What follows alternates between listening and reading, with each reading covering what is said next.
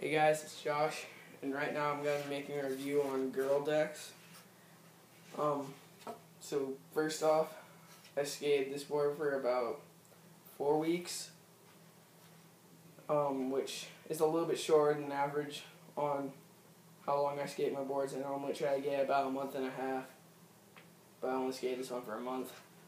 But anyway, bit of basic information about Girl is it's in the same distribution as Chocolate and Skate Metal.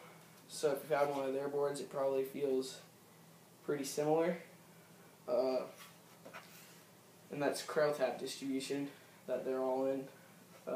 But anyway, so starting with the personal preference stuff, I'd say that this board has a round nose, very round,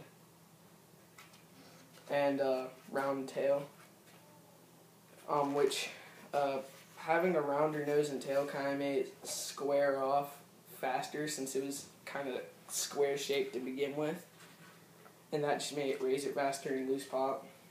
That's why I like pointier shapes on boards. And also I would say that it has a mellow kick in the tail and mellow in the nose, and also it has mellow medium concave.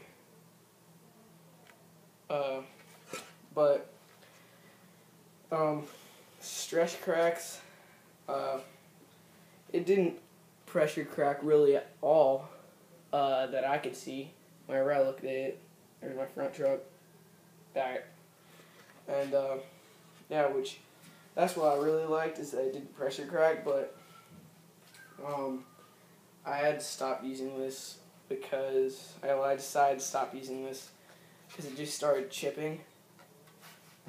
Like, there's that. Well, that isn't a chip, but the ply started to separate, which that's one thing that I really like about this board also, is that the epoxy that holds the plies together was really, really good, and none of the plies really started to split that bad.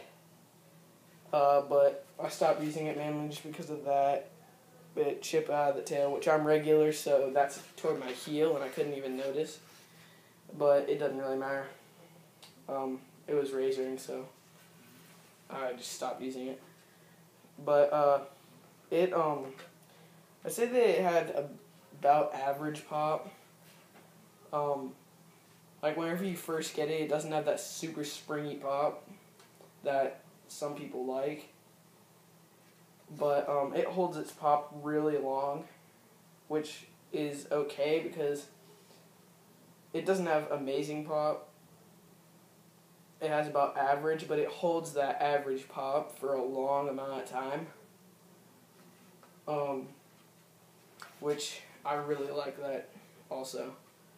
But if it was pointier, then it would be a lot better if it had a pointier tail and nose.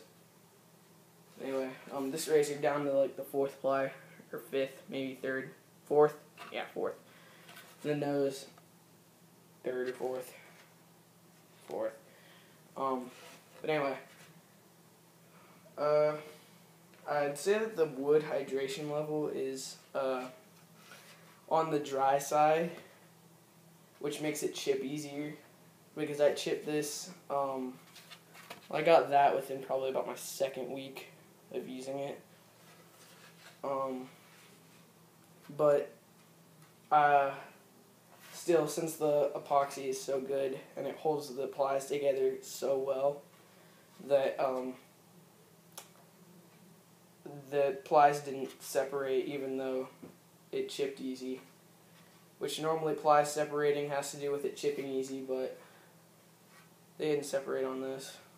As you can see, like the worst place is on the nose, where it got like that, and like that.